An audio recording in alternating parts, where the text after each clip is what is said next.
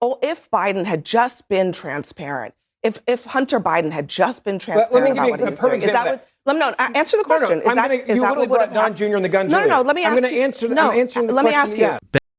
What's going on, everyone? Welcome back to the channel. Pull up a chair because this panel discussion gets heated fast. On CNN Newsnight with Phillip, conservative commentator Ben Ferguson finds himself in a sharp exchange with Phillip and Bakari Sellers over issues surrounding Donald Trump, presidential accountability, and the standards we apply to political leaders. What starts as a familiar partisan debate quickly turns into a larger conversation about consistency, evidence, and whether the same rules should apply to everyone. Listen closely. This is the tell. The most revealing moments in political debates usually aren't the opening statements. They're the follow-up questions. They're the moments when someone is asked to defend a principle consistently rather than simply defend a political ally. That's often where the strongest arguments emerge and where the weakest ones begin to struggle. Here's what that really exposes. Healthy democracies aren't built on unconditional loyalty to politicians. They're built on citizens who are willing to question leaders, challenge narratives, and evaluate claims based on evidence rather than partisan identity. Whether someone supports Donald Trump, Joe Biden, or anyone else, the same basic standard should apply. If you're making a claim, be prepared to support it. And this is where democracy meets accountability. As you watch this exchange, pay attention to who addresses the substance of the argument and who shifts the conversation elsewhere. Pay attention to whether the standards being applied remain consistent when the political names change. Those moments often reveal far more than the talking points themselves. Stay with me until the end, because this debate becomes about much more than one politician. It becomes a discussion about political accountability, public trust, and what citizens should expect from the people who seek power. Before we jump in, let me know in the comments where you're watching from. I always enjoy seeing people from across the country and around the world joining these conversations. Now, let's get into it. We also get another piece of evidence that the Trump family has extraordinary luck, let's call it that way, in the market. Plan to ease rules on mailing guns could help company that Trump Jr. has a stake in. President Trump's eldest son is a key player in Grab a Gun, a company that hopes to dominate internet firearm sales. They'll dominate it because the president looks like he is about to ease regulations on that. Don Jr. has a stake in the company. He is on the board. So, yeah, I mean, the Trump piece of it is actually just kind of a drop in the bucket compared to what his sons are probably doing. No, I think back to 2020 and Donald Trump coined and many Republicans coined Biden, the Biden crime family, because of Hunter Biden. What we're seeing right now is grifting on steroids. And I want my Republican friends to just think about Barack Obama shoes, Barack Obama fragrances, Barack Obama Bibles, Barack Obama watches. Imagine Barack Obama making a meme coin, Michelle Obama having a meme coin, and then rug pulling it and making billions of dollars off of their investors. I find it hypocritical. I find it, if we go back in history, we made Jimmy Carter put his peanut farm in a blind trust. And now you have this president. And I don't really feel bad for anybody. I kind of giggle a little bit because he's making money blindly off the back of his supporters who apparently don't care, which is fascinating to me. But also not care, but I also think that this is a tale as old as time. I mean, this starts out, remember when Grant was accused of his whiskey sales, and we had LBJ, we had Clinton, we had Biden, obviously. But the thing is what I think's different, and I've said this from the beginning, is the sons especially are doing this wide open. Yes. So the criticism of Biden's son as Hunter, was that he did it in secret. I give you all credit because look, they're not breaking the glass. Transparency is not a justification. It doesn't mean just because are we accusing the president of doing anything illegal? No, we're not. He's really good at making money and has been for a long time. Hypothetically, if you rob a bank and you don't have a mask on, it doesn't make robbing a bank. Is he broken a law? That's the part. Like he's not broken a law. I'm saying he's been my successful point is before he doing became president. Something that is unethical out in the open what is does not necessarily mean that it's right. And I listen to what you said, but I think it's awesome when people in America succeed. I love the fact that we have a president that was really wealthy when he came in, and he keeps doing business with his family. So there's nothing wrong with it. So hold on, you would have been fine with the so-called Biden crime family. Oh, if Biden had just been transparent. If Hunter Biden had just been transparent let me give about you what he was doing. No, answer the question. You literally brought up Don Jr. and the guns. No, let me ask you. I'm answering the question, yes. If Hunter Biden had just been transparent, if he had just said, you know what I'm doing? I'm using my dad's name to make money, you would have said, totally above board. We're fine with that. If he was doing actual businesses, Burisma was massive corruption. He didn't know anything about the industry. Don Jr. and guns are a great example. I hung out with Don Jr. at the SHOT Show 20 years ago in Vegas. He's been involved in guns for 20 plus years. What do the Trump sons know about mining rare earth minerals? What do the Trump sons know about robotics? What do they know about drones? A lot, clearly. They made a lot of money off of it because they actually invest in it. Let me ask you this. Have you ever looked in your retirement account and what do you know about cryptocurrency? What do you know about rare earth minerals? I'm invested in all those things. Respectfully, I'm invested in all those things. By the way, made good money while Trump was in office. Let me give you. You asked. A lot of Americans. You asked what did he do? You asked what did he do that was unethical or illegal? Nothing. And I wanted to answer that just plain and simply. Because I don't know, I take hot yoga. I feel like you're doing a little yoga too for that pretzel that you got yourself in. Dude, I love that people make money and they do it because they invest. But listen, and they have a lot of money. That's awesome. In quarter one of 2026, Donald Trump has executed 3,500 trades. You want to know what's unethical about Almost that? Almost as many as Nancy Pelosi. I'm glad you brought her up because it's not. It's nowhere near. Nancy Pelosi, but can I finish real quick? Can I finish real quick? Because you asked.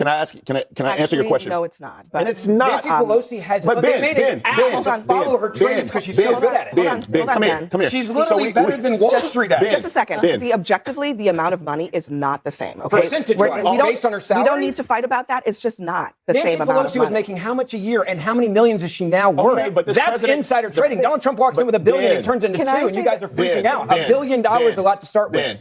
Like a lot. To utilize. Like a lot of money. To utilize your phrase, the president makes $400,000 a year. And he gives it back. This quarter, he's made over $1 billion, 1.2, 1.4 billion on crypto alone. That's amazing.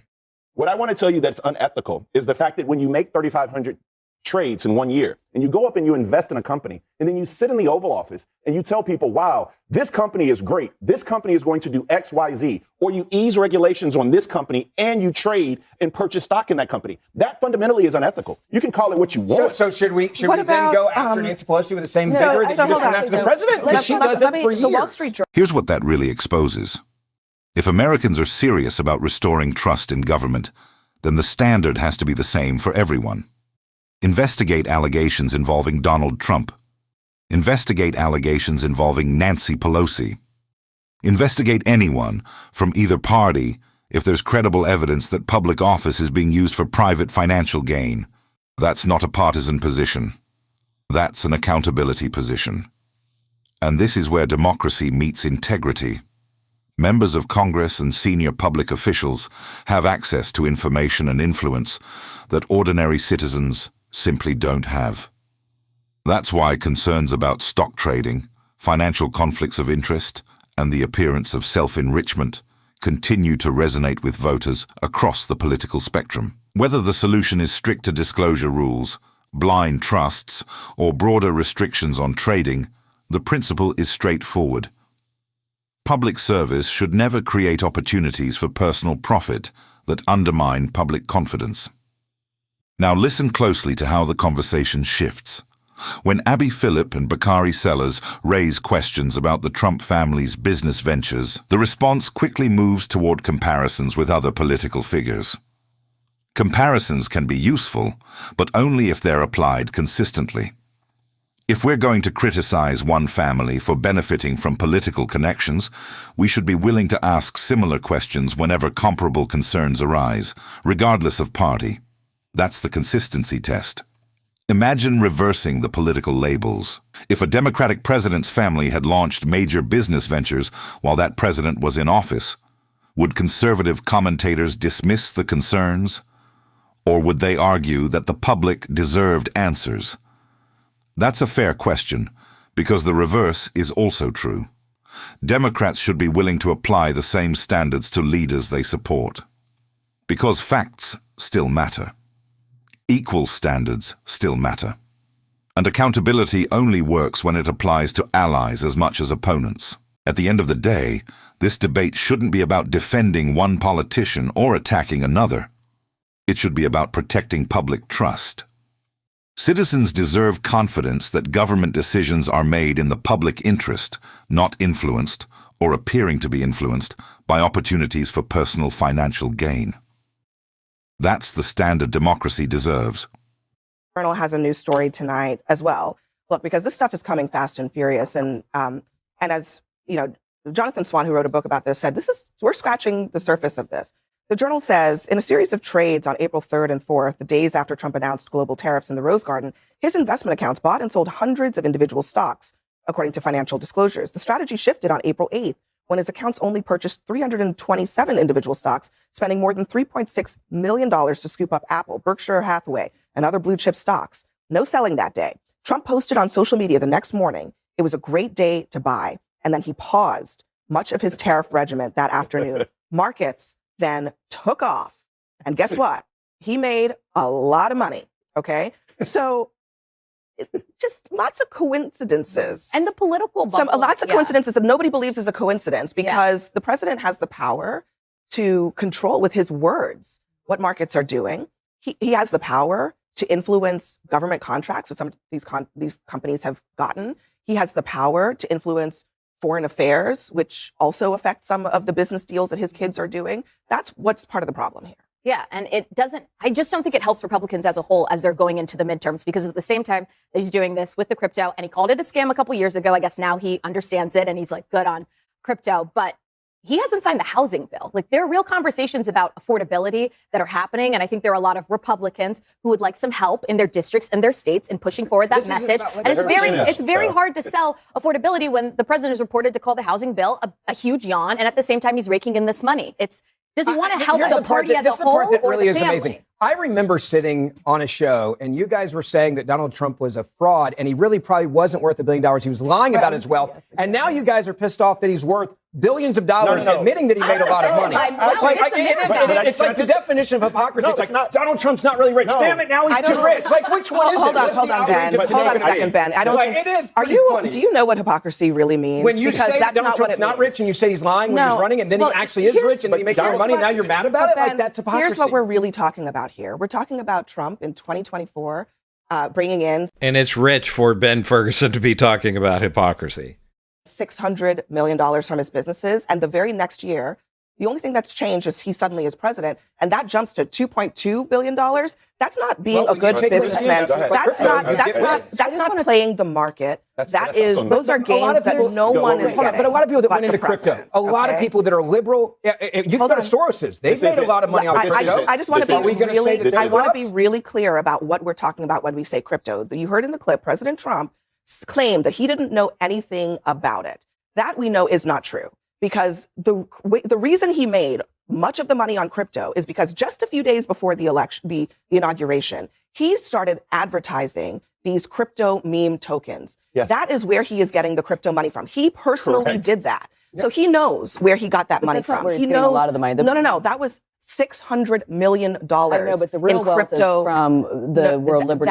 That is the biggest, the largest chunk of this is the $600 million from the sales of the transaction sales of the meme coin. So he did make a lot of money. By the way, here's my question though. He did make a lot of money from the world. Or did he commit a crime? It's just jealousy. People are jealous that he made a lot of money. Can I answer, Ben?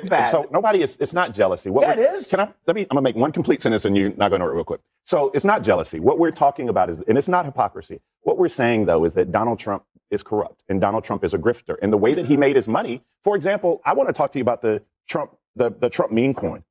There were 1 million wallets that have experienced net losses of $4.5 billion. It was a rug and pull. Like, that is what it was. The Melania meme coin. If you invested $10,000 in the Melania meme coin at its height, you now have 90 cents. So it's not a genius move. What we're saying, though, we're not saying, oh, my God, we're not saying don't go out and be rich. I love Mark Cuban. He's done great work. And go out and make your money. What I am saying is, though, if you're going to grift on the back of your supporters, like, if you're okay that it's transparent, or why is approval rating 90% among Republicans? Let me read a quick. Why do Republicans support more than any other president that's Republican? We just got a comment from one of our viewers who's watching right now.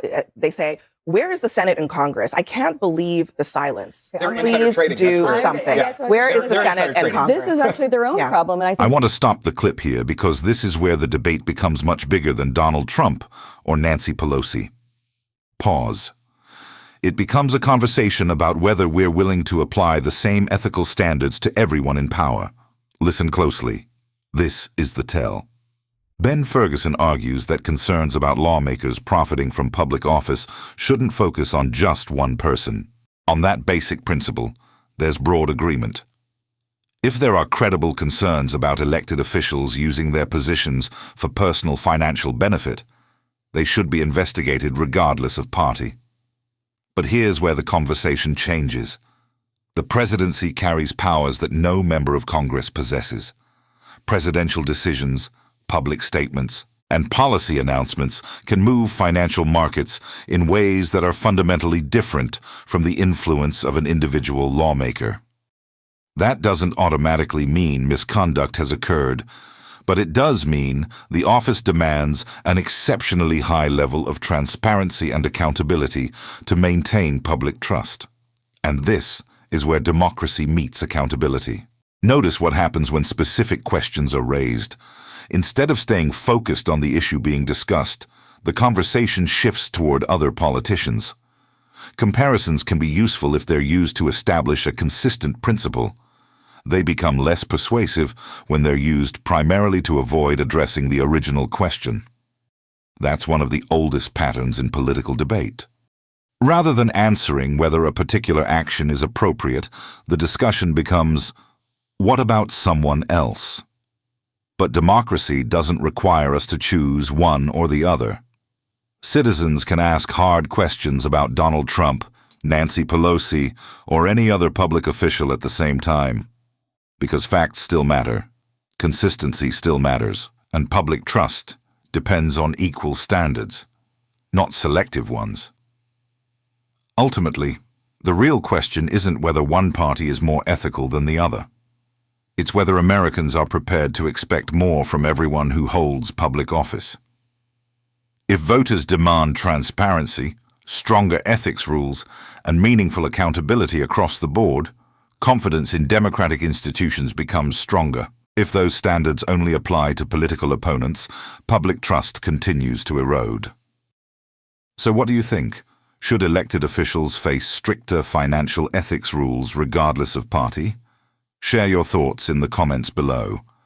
I'd love to hear your perspective. If you enjoyed this breakdown, don't forget to like the video, subscribe, and turn on notifications for more political analysis and thoughtful commentary. Thanks for watching, and I'll see you in the next video.